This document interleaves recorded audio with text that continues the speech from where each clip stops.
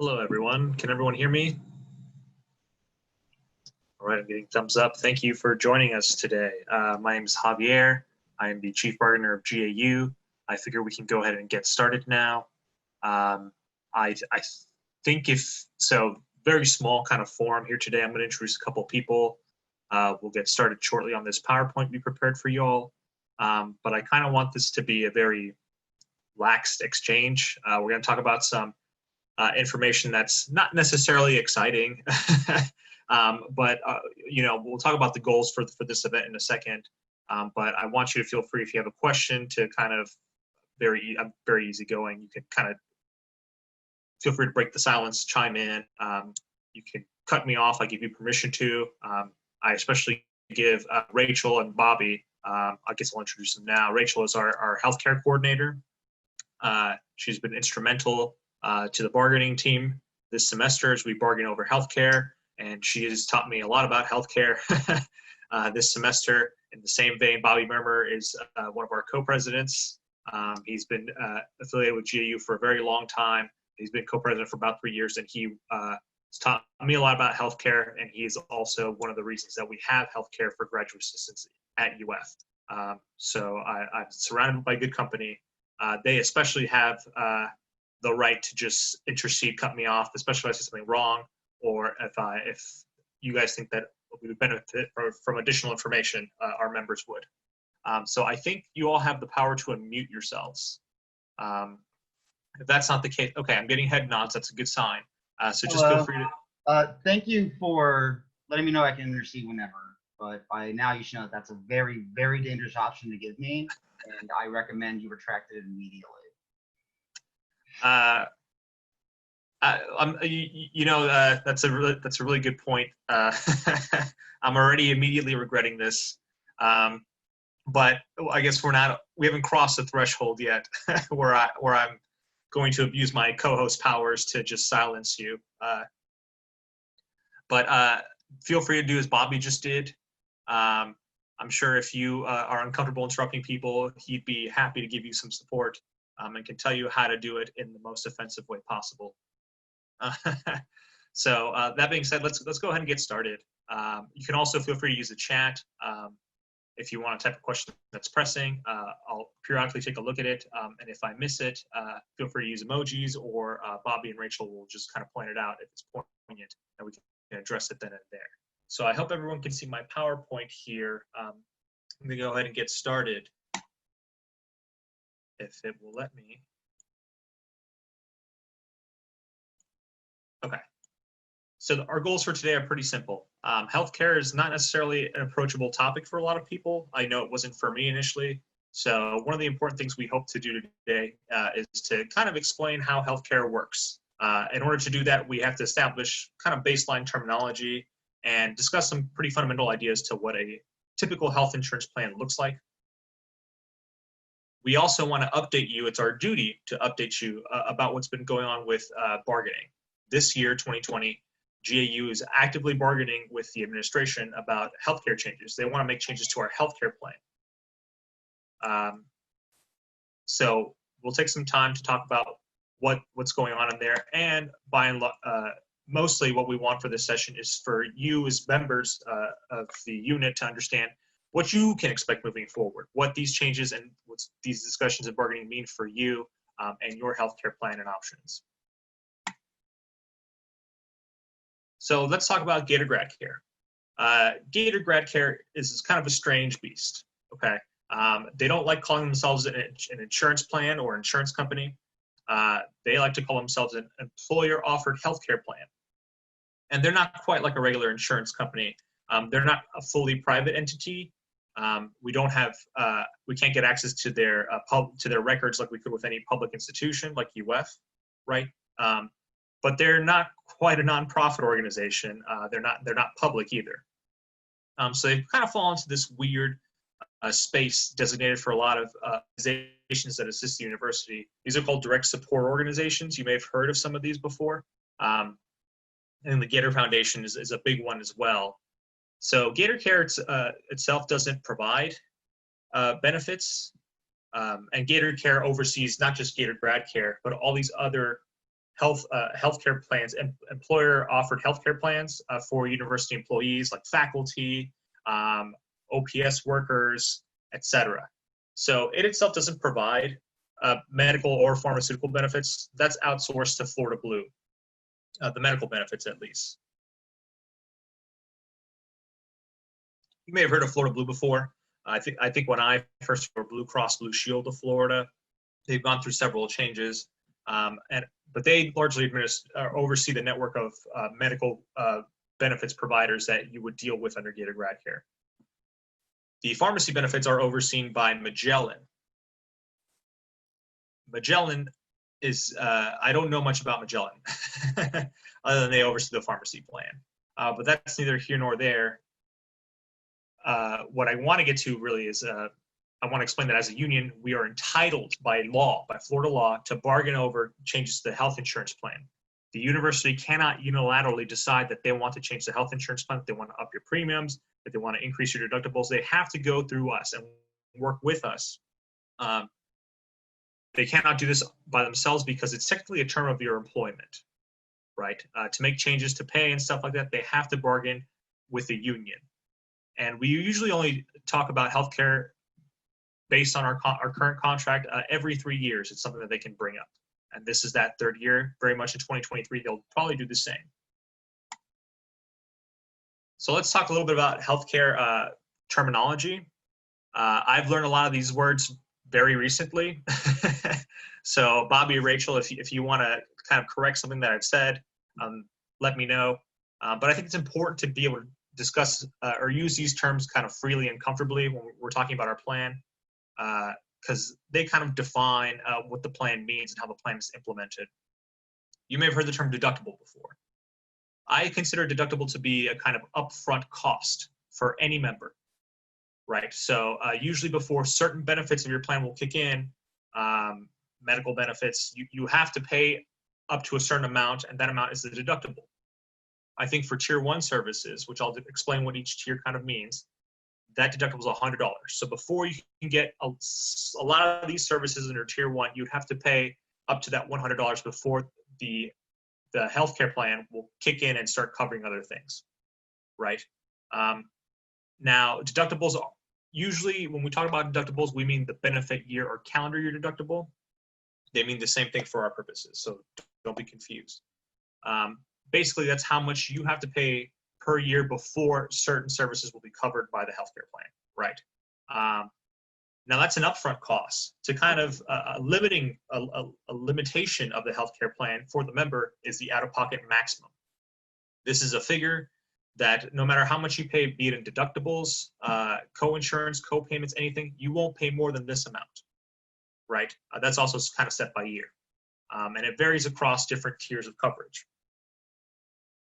Co-insurance is, I think co-insurance usually kicks in after the deductible has been paid, but it's a percentage of payment attributed to the member, the user, and another percentage of that, usually more, will be paid by the insurance company, by GatorGradCare in this instance.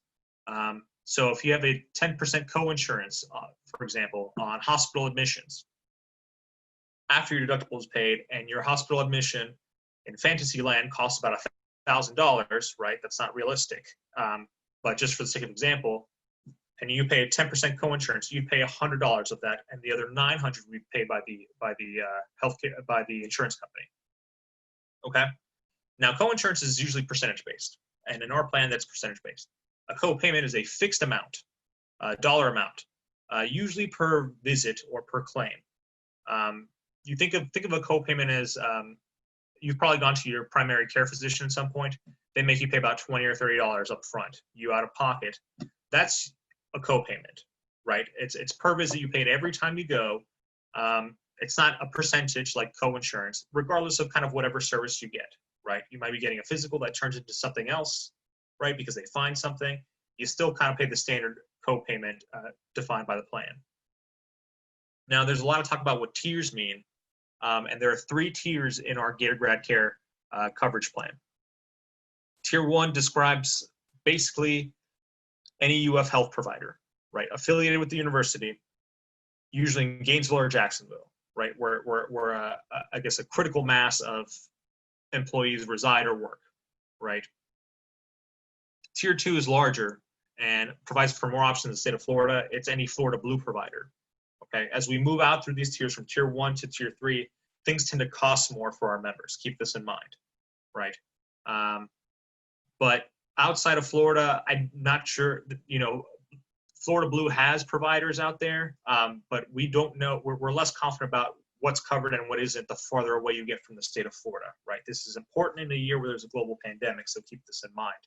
But the last tier, tier 3, you should only really think of outside of the Florida Blue coverage network, outside of the state of Florida, any emergency services you may require, right? Something that might require some inpatient hospital services. Otherwise, it's probably not covered by your plan, okay? And we have materials out there if you're in a position where you're not in Florida working and you have questions about whether you're covered or not, what services are covered or not, please reach out to us. We spend a lot of time trying to figure this stuff out, so you don't have to. Don't reinvent the wheel. And if we don't know, we probably know someone who can get you the answer. So that's a little bit of the terminology we should kind of establish before moving forward. And I haven't seen any questions so far, but if you have any questions before I move on, I'm taking a look at the chat now to see if it'll let me. Oh, I guess I can't see the chat temporarily. Sorry about that. I don't think we have any questions though. So now we've talked about some very basic terminology about insurance plans. Let's talk about how these things work, okay? So one of the big buzzwords is utilization, use of the plan, right? That's all that means. And you may have some notion of this idea that financial viability of any insurance plan depends on disparate utilization, right? So you may remember, just as an example, when the Obamacare laws were being passed in the United States, there was a big uproar about the mandate, right? There was a requirement that young, healthy people also have some kind of health insurance and buy into some kind of plan. The reason being is if you have a plan whose only members are people with chronic health issues or who generate a lot of claims, it's going to drive everyone's costs up. Insurance companies like to have a wide disparate base of users so that there are people who don't really need services, generally healthier for, that they might be fit or just they don't have underlying chronic issues to kind of offset costs of higher cost claimants. So this is kind of a philosophy that we see in GatorGradCare too. So today I'm going to talk about a little bit about the plan utilization because this is where our individual decisions kind of tie into the cost of the plans. And I think that we've really done a stellar job as a group of people to drive costs down. To that end, I'll say, if you need medical services, seek them out. Please do not take this as a suggestion that you not seek or even use the benefits that you pay for. Quite the opposite, right? I'm saying that we use them intelligently. So to that end, nearly a quarter of employees don't use medical benefits plan at all. You're not even going to your annual physical. And there's been a reduction in non-emergent visits. Okay, so what I mean by that is generally emergency visits cost everyone a lot of money. They cost you a lot of money, they cost the insurance a lot of money. Hospitals can magically drum up costs as they see fit, right? It's a little bit harder for an urgent care center to do that, and they don't charge so much for things. So when given the choice, I think a lot of participants in the plan are actually going to urgent care centers, which are much cheaper on everyone, right? As opposed to the emergency room. The majority of medical services used by members are in tier 1. That's excellent. That's where costs are cheapest to you and potentially the plan as well. That I expect that to change this year, right? I can't say for certain, but I imagine a lot of people are working away. Some people are not. Some people who do field work cannot go and do field work without the university's permission. They're not giving that for COVID-related reasons. So it's hard to see how this will change, actually. Take my statement back. And finally, less than a third are using the pharmaceuticals plan. I imagine that this third might comprise people who, maybe need a medication temporarily, like an antibiotic, or some kind of symptom management. But a large portion of this third, I imagine, are people who need to fill prescriptions quite frequently, right? That being said, now we've talked a little bit about utilization. It's important to recognize that even with, I think, stellar utilization data, on our part. That's not what's driving costs up. The trend in healthcare is for costs to increase over time, regardless of utilization. So providers are charging more across the board. And this is a little bit about our current plan. Taking a look at it, I don't want to go over the entire thing with you. It's posted online. It's very easy to access. And if you have any questions about it, we can definitely go in depth if there are specific questions.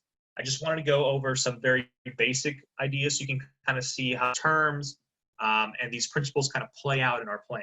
I'm going to highlight a few things. Most of our, I can't highlight on my PowerPoint. Sorry about that. There's an in-area plan, which I'm talking about first, and then the out-of-area plan I'll go over very briefly. But you can see that it's broken down into sections. Look at benefit year deductible first at the very top there. You can see that if there's a deductible of $100 for Tier 1 in-area services. So again, if you're in Gainesville, Jacksonville, where the bulk of these medical benefits are being used and claims are being made, you're going to pay about $100 in the current plan before you have to, before the insurance company will come in and cover some costs, right? If you're in the state of Florida and outside of Gainesville or Jacksonville without access directly to UF Health, you're probably looking at about $300 deductible under Florida Blue, right? And again, Tier 3 is out of network. It doesn't really apply for the in-area plan. It's exclusively if you're outside of Florida Blue and need access to emergency services. The out-of-pocket maximum, again, is a cutoff point for how much you will pay as a member towards any of your medical benefits or pharmacy benefits for that matter. And the individual maximum I'm assuming most of the graduate assistants are individuals who are not paying for families and dependents. The maximum you will pay per year is about $2,500. This includes your deductible. This includes all your co-pays, co-insurance, anything like that. Okay, you're not supposed to pay more than $2,500 a year. After your deductible, go ahead. Sorry, Rachel. I just want to jump in and just also say this does not include, again, your pharmacy benefits, because again, that is a separate plan. But also what's good to know is that we don't actually have a cost cap in GatorGradCare. So you won't get cut off and no longer receive treatment if you hit a certain amount which a lot of plans have. So I just wanted to clarify that. No, thank you, Rachel. And that's our philosophy going into bargaining about this is we don't want to cut off services that you need, right? We want to have an expansive, large umbrella plan that will cover you when you need it most, right? So that's good information. Moving on to co-insurance, like I mentioned, after you pay your deductible, for Tier 1 services, you'll pay about 10% of any other services after the deductible, right? The insurance company would pay 90%. For Tier 2, it'd be about 30-70. You'd pay about 30%, right? Which is a little high, and I think they were looking to change that figure, but we'll talk about that a little bit and how we're against it. The other sections of this infographic kind of discuss copay, right? So you can see if you go to your primary care physician for an annual visit, it's going to be about $20. That's a fixed price. That kind of changes to co-insurance for Tier 2. Hospital services can be quite costly, but if you go to Tier 1, you have to pay a $0 per admission deductible, right? So if you're admitted into the hospital, you don't pay a deductible on those services. And emergency care, we want to keep that deductible low generally. It's about $250 per visit, but it's waived if you're admitted, right? So if you go in and the hospital decides that you need continued treatment as an inpatient and they admit you for treatment purposes, you don't pay $250. Okay, you drop down to $0 for the per admission deductible. And that, it can get kind of dicey depending on what services you obtain at the hospital, but generally that's the principle, right? Like if you paid for an ambulance to get to the hospital, that's not going to be reduced to $0. More of that information on the right-hand column, as well as outpatient services after your hospital treatment, right? Like physical therapy may be needed if you've got in a bad accident, or some DME, some medical equipment. You can see those details outlined on the right there. notice that there's a lot of similarities between tier 1 and tier 2, and we kind of like that. It means that just because you're not in Gainesville, if your work requires you to go somewhere else in the state of Florida, you'll be fine. You'll be paying similar prices as if you were in town. I think it's especially good during a pandemic year. And the pharmacy benefits are below. Again, there's a $100 pharmacy benefit year deductible. The family cap of $400, assuming 4 family members. And you can see the co-insurance there. We generally like to keep those low as well. But that will depend on whether you have a 30-day supply or a 90-day supply. I actually think they're quite similar. And what kind of medication you're receiving, whether it's generic or a preferred brand, something like that can make a difference between how much you actually pay. So I think that's some of the more boring bits, but they're certainly crucial to understand. We also have an out-of-area plan, okay, which I don't think there's much change in tier 1 or tier 2, but it really defines the tier 3 services a little bit more. So again, this information is readily available to us. Rachel, I think do you want to chime in here? Yeah, so the out-of-area plan is for anyone who is working outside of Gainesville or Jacksonville, because again, you don't have access to those tier 1 providers. There are no UF. Thank you, Bobby. There are no UF providers outside of Gainesville and Jacksonville. So if you can see, it's almost exactly the same between tier 1 and tier 2, which means that if you access any Florida Blue provider, you're basically paying the exact same thing you'd be paying if you accessed a UF provider in Gainesville or Jacksonville. And again, this is something that's fairly new, but it's a great benefit because again, you just don't have access, and you shouldn't be paying a 30% co-insurance for these services if you literally cannot access them, or it'd be a 2-hour drive to a hospital. Right. And I think the nature of GA work can vary wildly from department, even from lab to lab inside the same department. Some people have to travel a lot. So I think as a mindset, we like this. We like to have, I guess, less instability across pricing for a lot of these services and coverages. So thank you, Rachel. That's an excellent point. So bargaining. What's going on at the bargaining table? We've been bargaining pretty much since the beginning of the year over healthcare. I'll tell you that, as I mentioned, we negotiate the entirety of our bargaining agreement every 3 years. The bargaining agreement is a contract between the university and the union that kind of defines the terms and conditions and wages of our employment. And it governs it whether you are a dues paying member of the union or not. So you have incentive to care about these things, even if you don't pay $10 a month. We still very much value your feedback and your input because this directly affects you. But like I said, the university can't just change the terms in that contract. They have to bargain with us. And we've known for some time that this year they were going to bring healthcare up. They want to generally increase prices to keep up with trends in increasing prices across the board, unfortunately. But they've come to us, and we're in the position where we have to kind of figure out which benefits are worthy of change, and what we can do to kind of keep a plan as viable and as accessible for our membership as possible. In fact, the university is looking to cover a deficit made over the last 3 years. So we've been paying for healthcare for about 3 years now. This is kind of the testing period is kind of over, and there's a deficit across those 3 years, which says to me that we kind of had a good deal so far for the last 3 years. Also, costs have changed wildly, right? It's hard to predict the direction that these costs are going to take, but they're looking to increase the burden on us to kind of offset this deficit.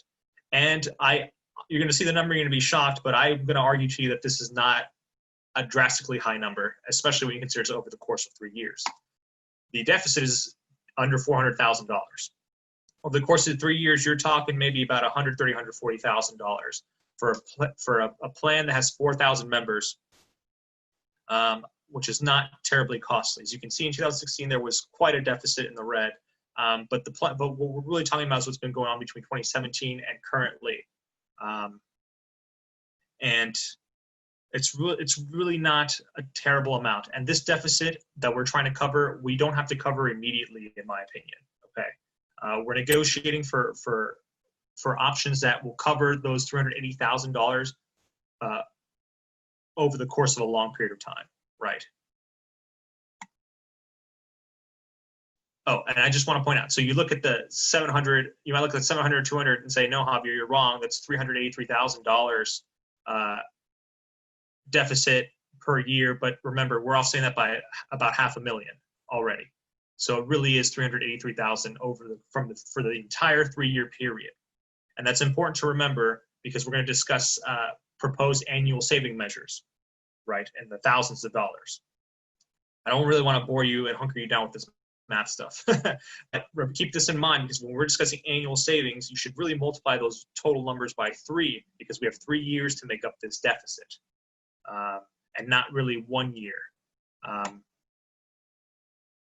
But moving forward, know that as a union, we made the first offer on healthcare to keep things the way that they are. Initially, we were told that the deficit would be much higher. It magically got cut in half as the numbers actually came in. Go figure.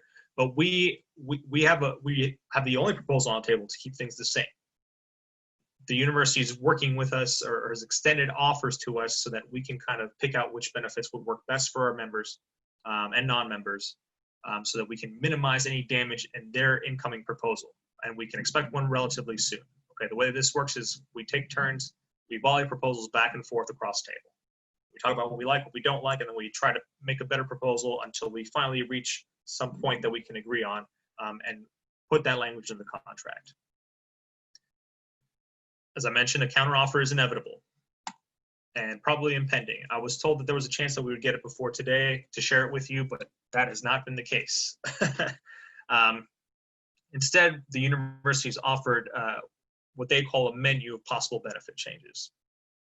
Some of these are increases in cost to us, so the plan will cost more, and we have to figure out a way to deal with those costs. Others are decreases in costs, right? Things that we can do to save money based on utilization.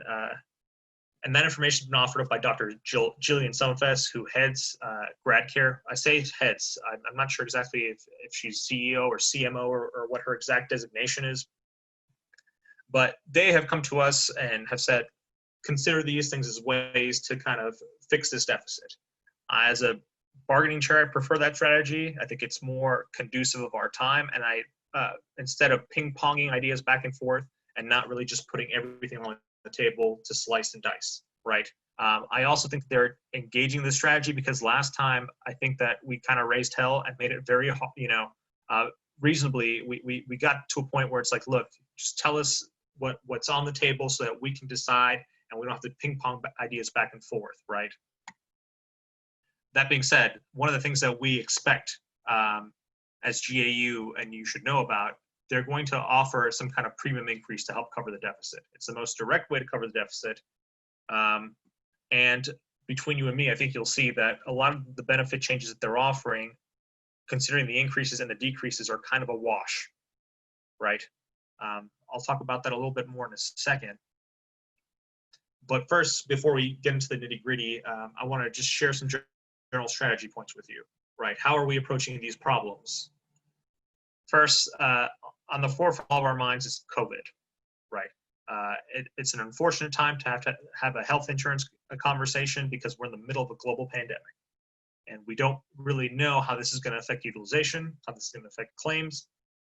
I think some people might be a little bit more afraid to go to the hospital because there's a lot of COVID there. I think some people are definitely going to need access to hospital services if they contract this virus, especially if they have pre-existing certain underlying conditions, right?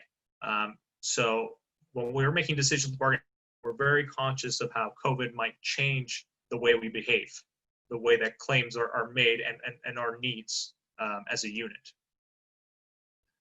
At the forefront of the university, would not like me saying this, but I'll say it to their face. They make money. They're interested in making money. They make a lot of money. They're quite good at it. The language they're speaking is how are we going to cover this deficit, right? That being said, we're not the only people who pay a premium. In fact, the employer pays a per member premium, right? So they will shoulder some of this burden as well. And we know this fact, and they can't just send us a proposal to cover the entire deficit ourselves.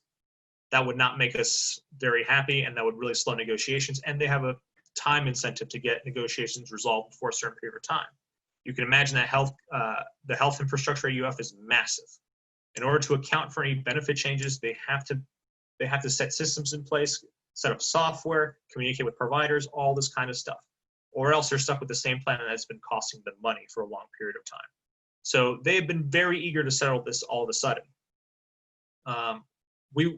We're trying to be cautious. We don't want to sign up for a plan or help carve out a plan that our unit doesn't like, that isn't COVID conscious, etc. So just kind of keep those facts in mind.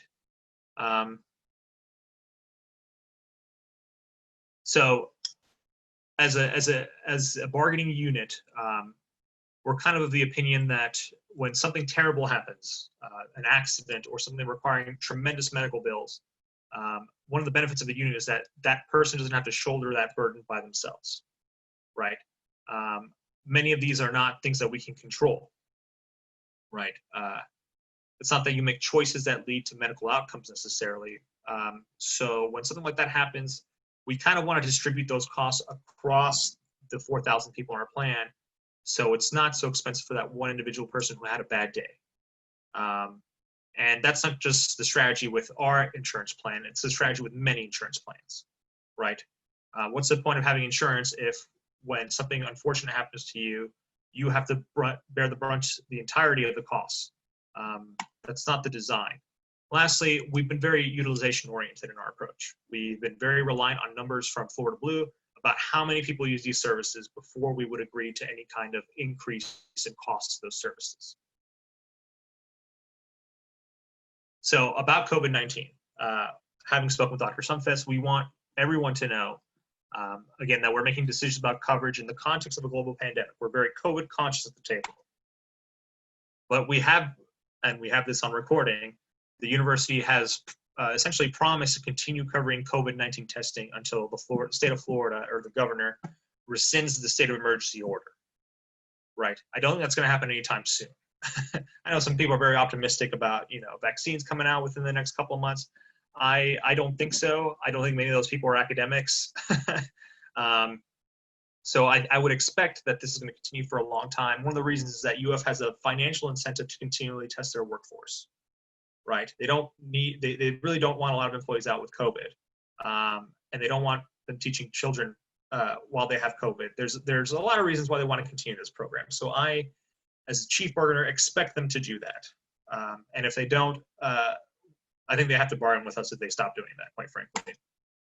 So we would know and we would take action. Lastly, there's a benefit being provided by UF. You may have heard of it. They're care kits. They include masks, gloves. It's not anything major, but it's just something you might want to consider. There's several locations they're being offered at, and I've included the link here if you want to get access to some of that stuff. So what's on the menu? I'm going to go over these kind of quickly and in succession. If you would like me to stop to kind of dive into something a little bit in a little bit of greater detail, please stop me. But there's about 15 or 16 items on here. Yes, Rachel. Javi, I think someone has a question. Okay. Yeah, it's me. Okay, sorry. Go ahead, Jonathan. Javi, can you go back one slide, please? Certainly. Okay, something I was thinking of, and I may be reading too much into it or whatever, but I was guessing when I saw the third bullet, it says UF has incentives, $, to continuously test their workforce, and you mentioned the care kits. Does UF, I don't know if you would say it's GradCare or the university itself, do they have a financial incentive? Like, do they make money off of every test? Do they get like subsidies from the government so they make like, a net gain? Or is the university doing this continuous testing good in many ways, but also adding on to their existing deficit? Are they losing money doing all these tests? Jonathan, that's a great question, and I sincerely don't know the answer. I would imagine that in some of this, maybe federal legislation or even in state legislation, that money has been given to major healthcare providers and that the government is fronting some of the costs for COVID-19 testing. I haven't sat down through those bills and parsed through them. I haven't had a lot of time as a grad student. You know.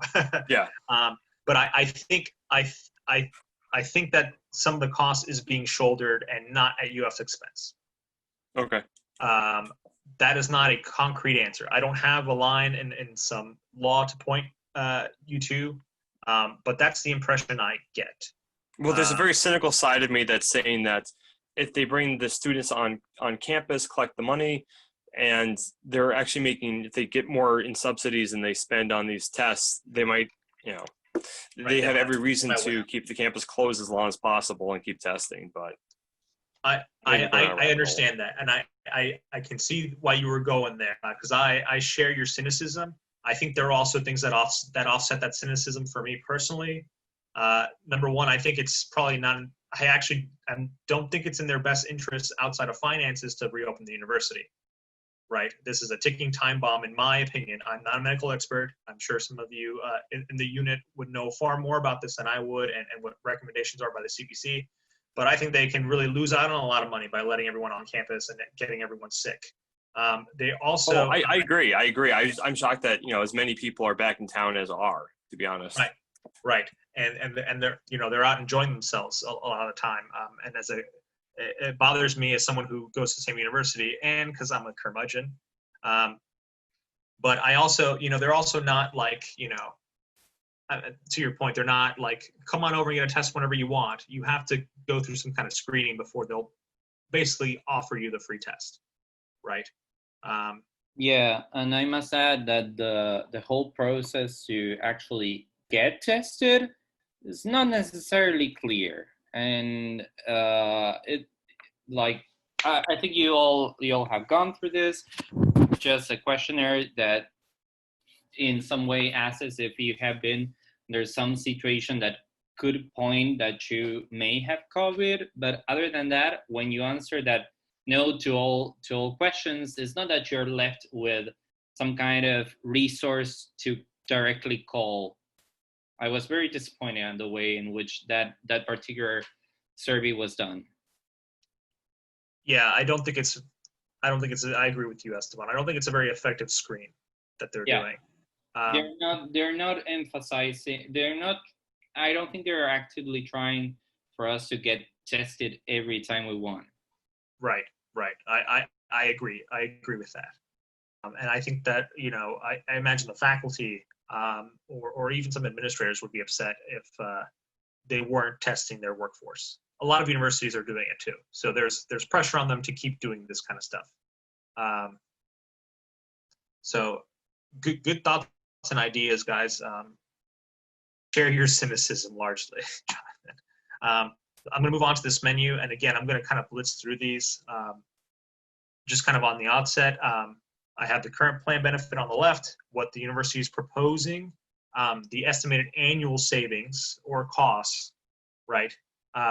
Utilization data, how many claims are made or how many individual users have used that particular benefit within the last calendar year, I believe, and whether GAU is amenable to accepting this proposed plan benefit change or not. And I'll explain why kind of briefly. So for Tier 3 services, we currently pay, remember, that's extreme emergency, out of Florida Blue, out of area, but you need a hospital. It doesn't matter where you are. Currently, there's a $1,500 per admission deductible. If you're in a hospital for an emergency, costs are much, much higher, at least in the United States, than usually $1,500. They want to limit Tier 3 hospital coverage to emergency services only. That'll save about $1,000 to $4,000. And that's both in and out of area. Again, I think that that distinction is kind of meaningless.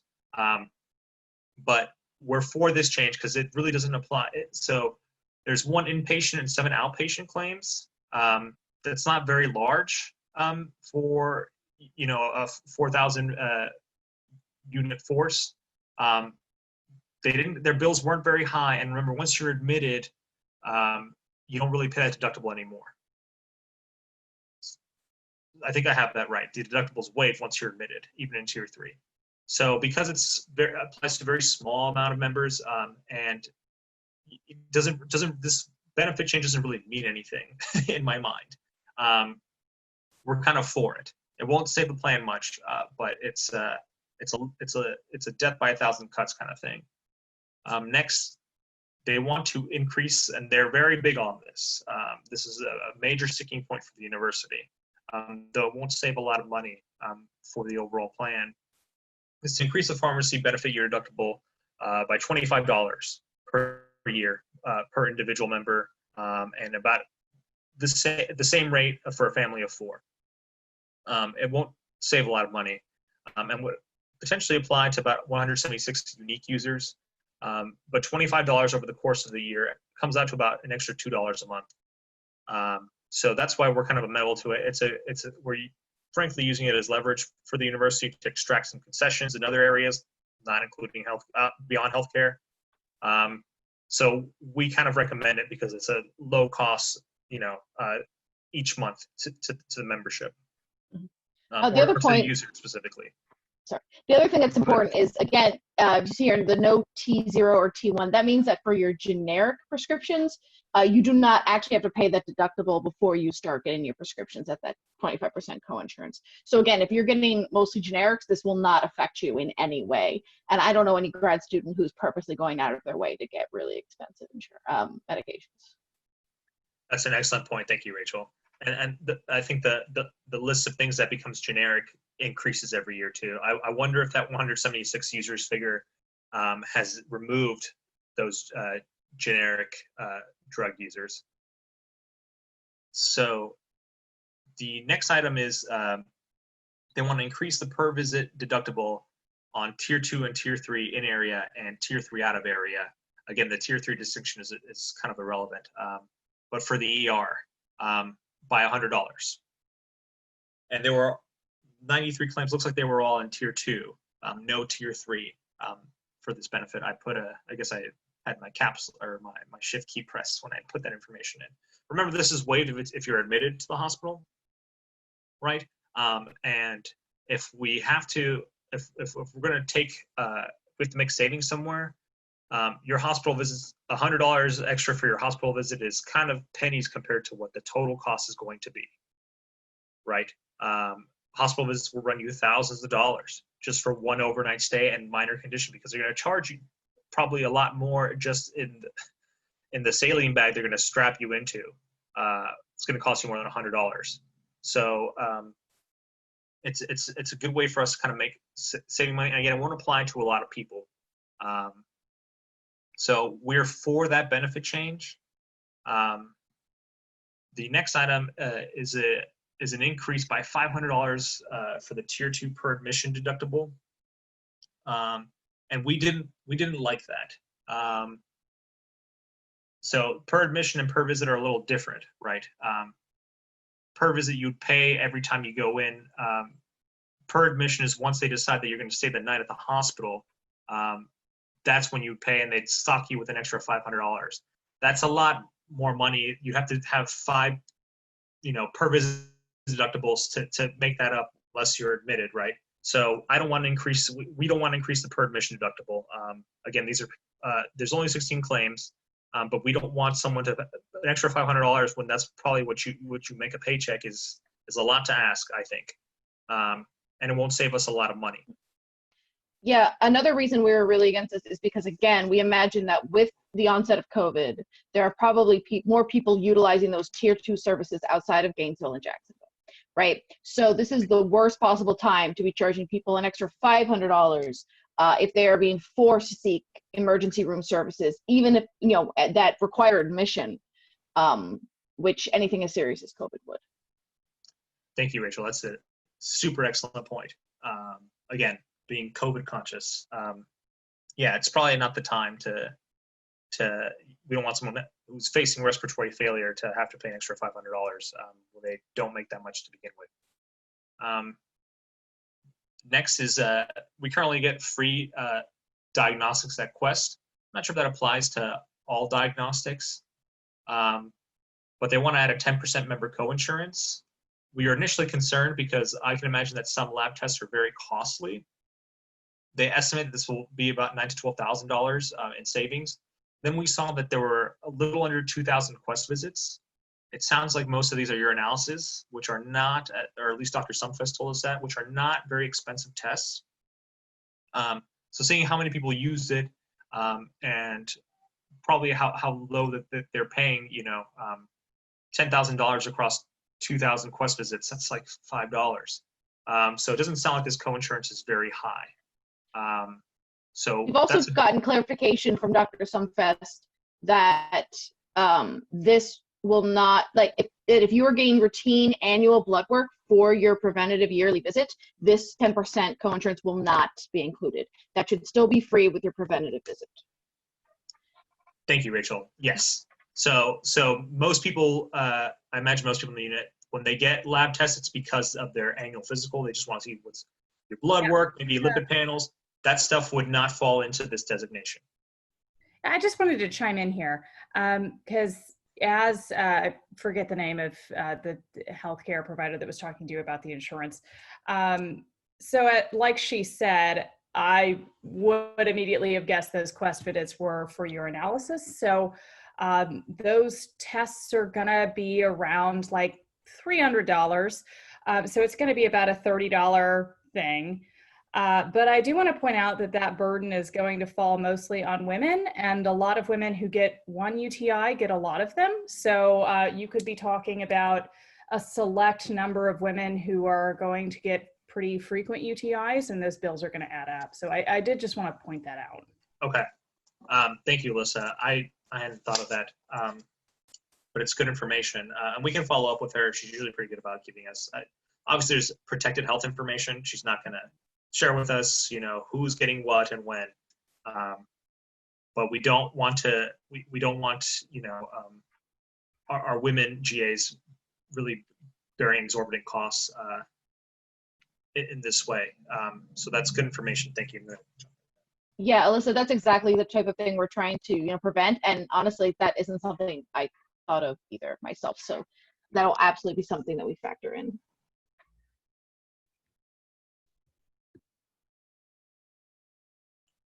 Okay, any other thoughts or insight on the information on this page? This is a good opportunity for us to kind of get feedback, like what Alyssa mentioned from our members. We can only cook up so many situations in our minds. So if you don't like something, let us know. If you like something, let us know. Because this is the conversation we're having pretty much every day about these issues. Yeah, about the last item, the one of the analysis, what I noticed comparing other insurances is that ours does not mention CT scans, MRIs, and that kind of thing. So yes. They could be costly. Yeah. That's something to take a look at. So, Esteban, those would fall into inpatient and outpatient services. Okay. That wouldn't be covered. No, I mean, it's a great question. That all falls into, a lot of that involves co-insurance already. Okay. But yeah, you're absolutely right. Those are super expensive. This is primarily blood work and urinalysis only being done at Quest. I don't think Quest does a lot of radiology. I don't think the people at Quest I think they're phlebotomists or they're trained in collecting bodily fluids. Yeah, but they're not really trained. I remember that already for radiology we had some copay. I had to do it. Like. Yeah, I think most insurance plans have some kind of copay for. Yeah. Great. So, all right. So, next item, they want to add a dental copay, or per visit deductible, or I guess a per visit deductible. No, I don't quite have that right. Either way, there are about 126 distinct visits and 750 users of the dental. I'm not going to call it a dental benefit. I'm going to call it the cleaning, because that's what we get is the cleaning, and it could potentially save up to $25,000. I strongly oppose any changes to the dental cleaning. We get it free, but I think that if people had to pay to go get their teeth cleaned, they would just not go get their teeth cleaned. Period. So it's not really an increase in the cleaning, and it's going to cost a lot more money. I think that they actually will not make the money that they project if they enacted this proposal, if they enacted this benefit change. So you might feel differently. We strongly advise against any changes to the dental benefit that are on their face as offensive as this. So yeah, that's we don't recommend having to pay for your cleanings. Next, they want to increase the monthly out-of-pocket maximum by $200 per year for Tier 1 in area and Tier 1, Tier 2 out of area, right? Again, I don't think Tier 1 out of area really means anything. But it is an increase of $200 per year. It's $400 if you're a parent and your family is covered by the plan. $200 over the course of 12 months is not, it's not like you pay your monthly out of pocket maximum right away. It's something that you kind of build towards. So it's a cost that's really distributed across the entire year, hopefully, right? So we're not against this, especially at first we were a little hesitant, but I think after seeing the utilization area, maybe 69 individuals hit the out-of-pocket maximum for in area. That's a little over 1%, not even 2% of the unit. So with costs that are kind of burdens distributed throughout the entirety of the year, that's a benefit that we're amenable to, right? We're amenable to that benefit change. That can save up to $18,000 potentially from that deficit, and again times 3 because it's over the course of 3 years. The next item we were not so fond of, fond is the wrong word, we're not so amenable to. Currently, we pay a $30 copay for a specialist and urgent care center, right? And I can't tell you how much of these 4,000 claims are specific to specialists and urgent care, right? If they're all urgent care, I think we might be more amenable, because the idea of paying $30 after you broke a bone and need immediate treatment, that's not so bad. But specialist visits can really accumulate if you have a chronic condition.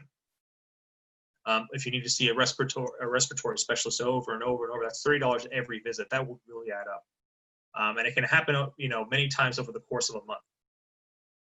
So they want to increase it by $5, but again, I'm not just me. We're concerned about those specialist visits more so than the urgent care center visits. So we don't want to put that burden on someone who's dealing with a chronic condition. So we advise against that benefit change.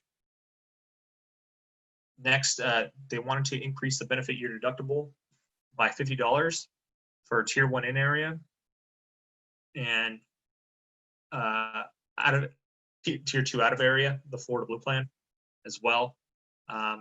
Again, $50 across the entire year is not as rough as some of these other changes, and it can save us up to maybe $38,000 they estimate per year. And I think that the utilization data also made us feel better about that. A lot more people hit their deductible than the out-of-pocket naturally, but it's a little over 10% of the unit. So $50 over the course of a year is a lot more stomachable. So we were amenable to that if their proposal came out with that benefit change. Lastly, on this page, then we have one more page to go, which I promise will be quicker than this one. They want members to pay 30% coinsurance. Well, we currently pay 30% coinsurance for Tier 2 and area services for some benefits. They want to increase that by 10%. This is a big ticket item. It could save up to $90,000. But there are a lot of users. There's a lot of people who use Tier 2 and area services, or Tier 2 Florida Blue services, I should just call them. I really think that they made this more confusing than it needed to be. But a lot of people are going to be more dependent on Florida Blue, I think, this year than last year, because we're kind of all over the place in terms of where we're working. And a 10% increase in a COVID bill, for instance, could be thousands of dollars. So we strongly oppose this benefit change. I think that they really like it and they're going to want to push it on us, but I recommend that we continue to resist it. lastly, so we talked a lot about things that could save us money. The things that they're proposing or that they want us to keep are going to offset a lot of the gains that we'd have from savings, quite frankly. The most expensive item currently, something that's been imposed this year, and some of you may have used, is Talkspace. We're very interested in your experiences with Talkspace. It costs, I think, approximately $20 per visit for the plan. I say visit, but what they mean is text messaging and video services. So since this was started in February, we've had a lot of visits. So people seem to be using this, especially since, you know, COVID time, we can't just waltz into the counseling and wellness center. It's cost about $66,000 as of the date that we were provided this information, which is maybe a month ago or a month and a half ago. We're currently kind of investigating to see if people like Talkspace, if it's working out for them. The utilization numbers suggest that maybe. And that being said, we're going to continue we want to continue providing this service under our health plan. If you have strong feelings, please let us know, because it is a costly item. And, you know, I think it's especially relevant nowadays with telehealth. But we're trying to make it better. We're in active conversations with Jillian Sumfest about what we can do to improve Talkspace. We've had some complaints about people not exactly engaging in ethical behavior. Nothing criminal, but certainly unprofessional. So please keep us advised if you've run into issues with Talkspace or you have experiences, good or bad, to report with the service. This year, we've also we've been pushing mental health a lot at the bargaining table. And I think one of the ways that the university is responding is they're offering to reduce the copay for mental health visits for tier 1 in area, so like counseling and wellness. I think very few providers outside of the university system that would fall under tier 2, right? Yeah, I think that would include the Spring Hill Center. Okay. So that's actually good. We like it too. We like it too, Esteban. We think that, especially since COVID is testing us all in different ways, right? We've had to make some kind of adjustments, and we all have this lingering kind of notion that the world is slowly ending before our eyes, kind of thing going on. So I like this proposal. I think the others on the team do as well. And a lot of people would benefit from it. As you can see, there were about 1,700 plus covered claims, covered visits or services. We have a question on Talkspace. Okay, let me see if I can pull that up. Thank you, Esteban. Andrea is asking if there are any chance of diversifying mental health telehealth platforms. Talkspace is like Uber for counselors. We basically, Andrea, so I'm not the point person on that. Kimberly is our mental health chair, but she's basically made the same point.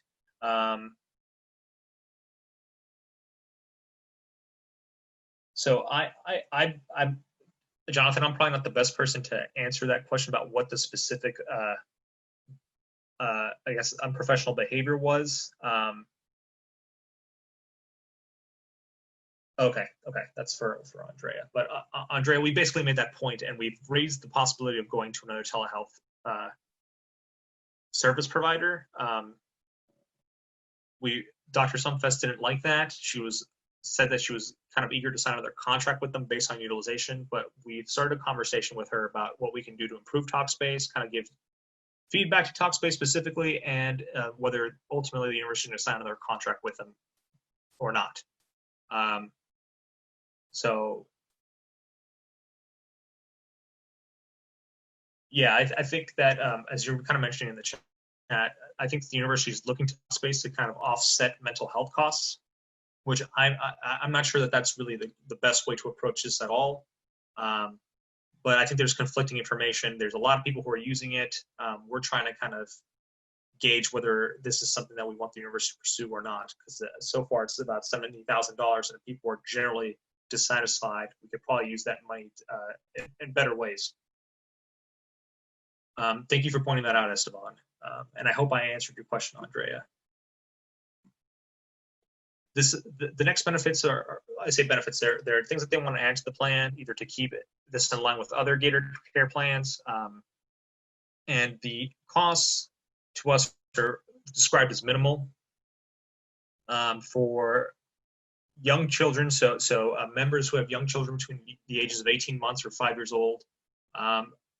The plan is willing to cover about 30 visits of speech therapy for developmental delay. So I think that a referral would have to be involved by at least a pediatrician for that kind of service.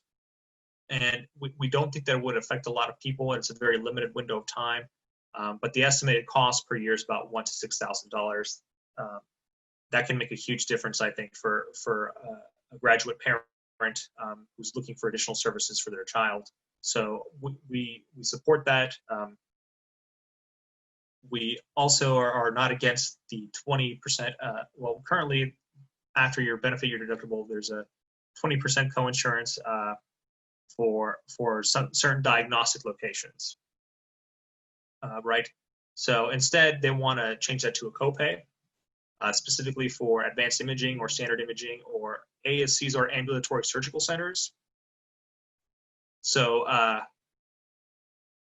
depending on what service you get in an ambulatory surgical center, $250 may not be a lot. I don't think that a lot of people are using these services. We had 2 ASC claims. The other imaging claims were very limited as well. And this is something that, because those are provider specific, if it's going to cost you less to go somewhere else, you can go to that other place, right? You can avoid that cost if it's cheaper somewhere else. So we're not opposed to it. Again, probably would not affect many other people. These are claims. Between all 3 of these categories, there were maybe 16 claims in the out of area coverage plan. The last things are, they don't even give us a number. They're willing to add Weight Watchers online subscription, 50% off for members. We don't know how many people would use that. This is something that they're kind of proposing, but they said that the costs are minimal. So we'll see. And one thing that they mentioned was an oversight that they said they wanted to do in the past, but didn't actually pull the trigger on.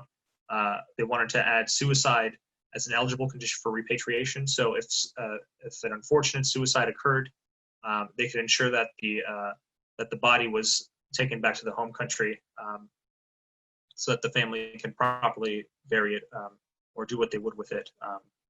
And we are 100% for that. We're kind of shocked that this wasn't under the plan previously, admittedly, but they had a similar sentiment. So those are perks that they're looking to add this year or maintain. And we, by and large, support them. I put Talkspace in parentheses because we're kind of engaging in, we're gauging to see how our membership feels about that, right? So I threw a lot of information at you. If you feel overwhelmed, that probably just means that you were paying attention. I hope you get the impression that we've given these things a lot of thought and time. Rachel actually had a kind of a breakdown of an example of what happened if you broke your leg under Tier 1 and Tier 2.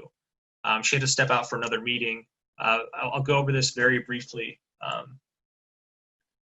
But basically, under the current plan, if you broke your leg, an ambulance service, 25% after your benefit year deductible, you're not paying more than $2,500. The total cost of this, if you're admitted to the hospital, and then you get inpatient services and require probably physical therapy after getting out of the hospital, might be around $1,190 under the current plan if you do it in area Tier 1, right? If you want to transfer, for instance. If you were Tier 2, which might apply to more people this year because they're, it's a Florida Blue provider, you're still in Florida. There's a higher ambulance deductible. There's a per admission deductible, right? They're looking to raise that. You get some inpatient services, again, higher price, higher coinsurance, and you require some kind of outpatient therapy. Costs are about double. So the total cost is actually more than double. It's closer to over 3 times, just under 3 times what would be under Tier 1, right? Looking next at what the university's proposed changes are, you can see these amounts raise significantly if you're in Tier 2, right? If you're getting out of area coverage, somewhere in Florida outside of Gainesville or Jacksonville. They don't raise very much, but by Tier 1 standards, even if the university proposed changes are enacted, like I said, there's a significant, I would consider this a significant raise, but you are blocked by the maximum out-of-pocket limit, right? So you would probably fill that maximum out-of-pocket limit immediately with one bad accident, which is really unfortunate. So there's a question right now in the chat. I think I'm going to address it. I also thought that, right, so this is the other slide. I'm going to address the question posed by Andrea. Instead of Weight Watchers, can we have access to nutritionists? I don't think diet plans are effective. From what I've heard, experts is a small thing, but just I thought I'd mention it. Fair point, Andrea. I don't know. This is something that Dr. Sumfus came to us with, and I think that she's probably trying something. I don't know what utilization would be like over the years, and I'm not sure if in 3 years we probably have low utilization numbers. It's something we would cut out of the program. I imagine that they've considered some options in lieu of Weight Watchers. I'm not sure if it's the first thing that came to mind, or because of connections with Florida Blue, Weight Watchers has some advantage over these other programs in their eyes in terms of accessibility. So I'm not really sure what their motive is behind pushing this. I imagine that they might not want nutritionist visits because they would cost them more than an online platform service. That's just my initial crude impression. Yeah, right. I don't know. Usually the motivator for these decisions is money. Yeah, and regarding that, I don't know if this, I'm being very cynical, but I mean, it's also true that they have nutritionist services at rec sports. Actually, they have recently started offering a free initial assessment or whatever, which is absolutely useless. I used it. It's 10 minutes about, how do you say, just idle talk. And then they send you something very equivalent to propaganda to just get yourself to buy some plan. So I don't know if that has something to do. They don't want to provide much nutritionist benefits because they already have a business going on at some other part of the university. That might be it. I mean, I would imagine that this nutritionist visit through Southwest is not something that is covered by your health insurance. It's something. Oh, no, absolutely not.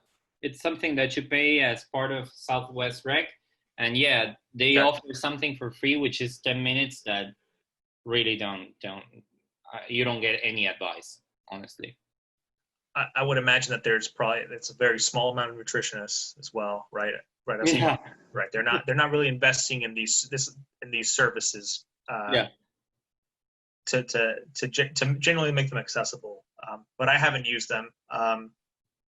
I'm not sure how amenable they would be to covering nutritionist visits. That would cost, right? That would be something that would cost the unit. There would probably be some kind of copay for that. Yeah, and it's part of Southwest Rec, so I don't know how actually our insurance could have a provider that is not in UF Health, or that's just in Southwest Rec. Right. So I think this last slide that Rachel kind of devised is just kind of a comparison again to show you if we enacted the proposed changes that we sought after compared to the universities, it would only cost you an additional $140 compared to the university's plan, which was an additional $160, a little bit more. But you would still be under your maximum out-of-pocket for Tier 2 services if you broke your leg out of area, right? So those savings are quite significant. I mean, it's $400 less, and you wouldn't hit your out-of-pocket with one bad day. So that being said, we talked a lot about benefit changes. Understand that the university is probably going to be seeking to increase the monthly premium as well, probably as the direct way of dealing with the deficit. I will repeat again that we're not the only ones who pay a premium as members. The university itself as employer and employers that you work with in the future will generally pay a much higher premium than each employer member. We've calculated if they come with a package that looks like what we're amenable to, right? If they settle on that there shouldn't be more than a $5 increase in monthly premium, which is about 50%. But if you've ever had private insurance outside of work with the state of Florida or state of Florida employer, this is probably the cheapest health insurance you'll still pay for. And $5 a month equals about $2.50 a paycheck. For some increases in services as well. If you're on a 12-month appointment, that will be about $60 a year, right? And $45 a year if you're on a 9-month employment. But I don't want you to leave with the impression that we're just dragging up costs as a union. The amount that we've saved you in fee relief is far less than $60 the amount that we've saved you in fee relief is far more than $60 a year. Several times more, maybe even 10 times more, depending on how many credit hours you take a year. And that coverage, that premium increase, or rather that fee relief includes coverage for the health fee. So University of Florida would usually dump that money into their health infrastructure anyway. A lot of that money in fee relief that's being covered by UF directly, right? So in a way, I'm hoping that this is kind of a wash, given the benefits we've secured in the past. You still will have a lot more benefits that we secured for you in the past, even after you take this hit from the monthly premium. And this is just our speculation, right? I don't think that they should reasonably go over this amount. It may be less. We're certainly going to aim for a smaller monthly premium, but given the difficulties we face with this deficit, we kind of want you to kind of be prepared for that kind of offer from the university, because I think it's fairly realistic. What can I do? What can you do as a member? Provide feedback, number one. Let us know what you feel strongly about. I think we have a message in the chat. I'm going to share that. It's about seeking coverage for nutritionist visits.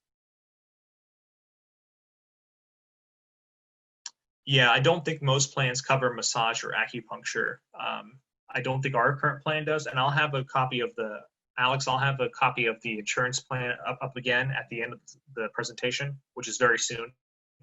So we can talk about whether that's covered. I know they cover chiropractors, which some plans don't. Yeah, I was just about to say, acupuncture, no, it's not going to be covered. Massages will be covered, but only from chiropractors. So sometimes a chiropractor will give a massage, or chiropractors staff will give a massage with one of those massage machines or whatever, but it's not like a massage therapist massage. Yeah, and Andrea brings up a good point. They might offer some massages on campus through like Southwest. I think some physical therapists also, as part of their therapy, may provide massages for muscle injuries. I agree with, well, I don't want to offend anyone, but I understand where that sentiment comes from, Jonathan. A lot of plans will cover chiropractics. A lot of insurance plans, even that aren't health insurance plans, like workers' compensation, will cover chiropractic. Yeah, I can agree with that, but again, I don't want to offend anyone. But yeah, a lot of I've gone through other insurances, and they do sometimes cover acupuncture. It's less strange than one would think, but definitely ours does not. Yeah. I think that acupuncture probably has I'm not in a position that my opinion doesn't matter on these things. I'll be the first to say it. But I think acupuncture is a little bit more established than chiropractics. But I've never used either service, to be honest with you. So provide us with feedback. Let us know how we're doing. If you feel very strongly about a certain benefit, we want to hear your story. You can count on us if you want us to remain anonymous. But ultimately, if we come to an agreement on healthcare, a new healthcare plan, we need approval from the entire unit to make it pass. So we don't want to spend time working on a plan that people don't like, haven't talked to us about, for it to get shot down and us have to go back to the drawing board. So your feedback is essential to us. I want to bring up quickly that someone had emailed me earlier today. They can't make it to the town hall, but they said that the university registrar's office states that the university will still charge out-of-state tuition and fees that will affect my financial ability along with other graduate workers in similar situations to maintain my health and safety during the pandemic. And he wanted that brought up at the town hall today. I'm sorry, Liz, can you repeat that last part again? So essentially the fact that the university is still going to charge out-of-state tuition and fees, even though people are working virtually, is going to affect his financial ability to maintain his health and safety during the pandemic. Okay, do you know if that person would be comfortable talking to us directly? Yeah, definitely. I can send the email along. Okay, yeah, that'd be helpful. We might be able to help them out in other ways. Will do. Thank you. So almost done here. I encourage you to keep up with bargaining. We'll provide updates. All of the bargaining sessions are recorded and we put them up on YouTube. Thank you to Stephen, the omnipresent one, who makes anything technologically happen for GAU. So keep checking that out. We're especially interested, in what the university is going to propose in terms of a premium, right? That's going to be, I think, the biggest thing for our members and non-members alike. How much more are they going to be charged directly for healthcare? And it's got to be reasonable. We're not really in a position to pay more, especially since the university, as some of you may know, is maybe considering austerity measures. That's not going to make it easier for us to pay healthcare, right? So this is a big one, and I wish Rachel was still here for this, but important. So your department, make sure your department is properly coded to your work location in PeopleSoft, right? The reason is, as you probably have gathered from this presentation, Tier 3 coverage options are way more limited. They're limited to emergency services. And if they don't code you correctly, it could mean the difference between you showing up to a provider who would be Florida Blue, but getting charged under Tier 3 coverage options instead of Tier 2. Right? Remember, Tier 2 options, we're very fond of the idea of them being very similar to Tier 1 options, right? But if your department doesn't code you correctly as out of area, then you can go to a certain provider and not get Tier 2 prices. So if you're unsure if this applies to you, if you know you're working away from Gainesville or Jacksonville, talk to your department. That's something that only they can fix. And we're actually posting more information on this on our GAU website. So check that out. If you have any questions, you can also reach out to us and we might be able to kind of help you navigate that conversation. Lastly, we've done a good job of this, but I encourage you to continue seeking urgent care options over emergency room when possible. I'm not a medical doctor. I'm not in a position to tell you what, whether you should get ER treatment versus urgent care, but you're an adult as well. You get to make some decisions. If you're losing a profuse amount of blood, the ER is probably more appropriate. If you have a contained injury that threatening urgent care might be the better option for you. So keep this in mind. And I do, that concludes the presentation. I have the plan up if we have any questions about it. I see chiropractic services in there. I don't see acupuncture or anything that would include acupuncture. There are outpatient therapies, but I think that definition is probably operational. So not everything that is an outpatient service is going to fall under the insurance company's definition of outpatient therapies for purposes of your deductible, of co-insurance, etc. I don't know if we can share, I don't know how possible it would be, but perhaps if whoever is present can then just share through Facebook the news about the healthcare bargaining, that would be super helpful. I don't know if we can share with them the suggestions of the university. I don't know how legal that is. So we certainly can, and these are it. We've gone over them to, unless you're talking about. I know you've been to many of these, Esteban. Is there something particularly that you had in mind? I mean, no, Okay. no. What I would do is share it on Facebook and see if perhaps resharing and resharing from one UF student to another could mean more information circulating about this and us getting more feedback. So I think that's a good idea. I think that when we have a proposal from the university, that's probably what we'll consider doing that. I think right now the answer would be yes. This stuff always takes a certain degree of education, right? I'm not saying that.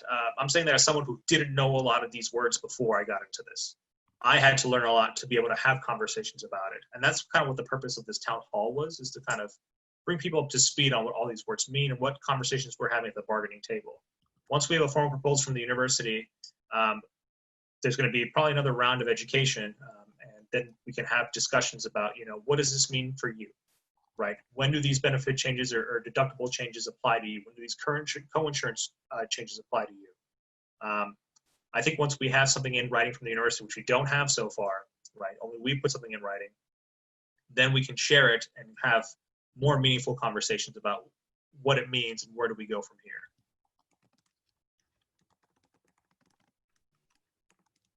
Does that answer your question, Esteban, or address your comment? Yeah, absolutely. Yeah. Sorry. No, I got distracted by, we have a message in the chat room, but yeah, absolutely. I agree. Thanks. Okay. Let me take a look.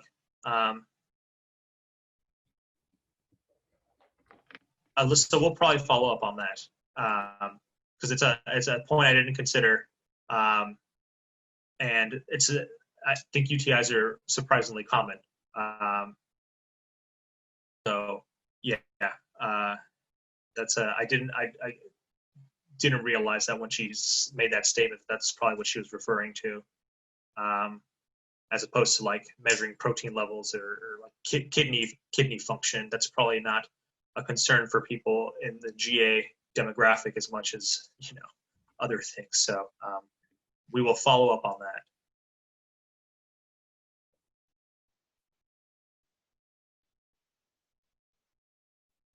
So any other final questions or comments? You can also reach out to us through the organizing website. I think some of you may know my direct email. I don't mind answering anything. Keep in mind that if you send something over your UF email, it's a matter of public record. So we actively use Gmail or any other email service other than UF. Thank you for joining us, Andrea. Thank you, Alex. If you have any other questions, feel free to ask. That's what we're here for. We may not know the answer, but we can point you in the right direction, or we can make it our job to. It is our job to figure that stuff out. I imagine as this stuff picks up, more people in your departments will be having conversations about it.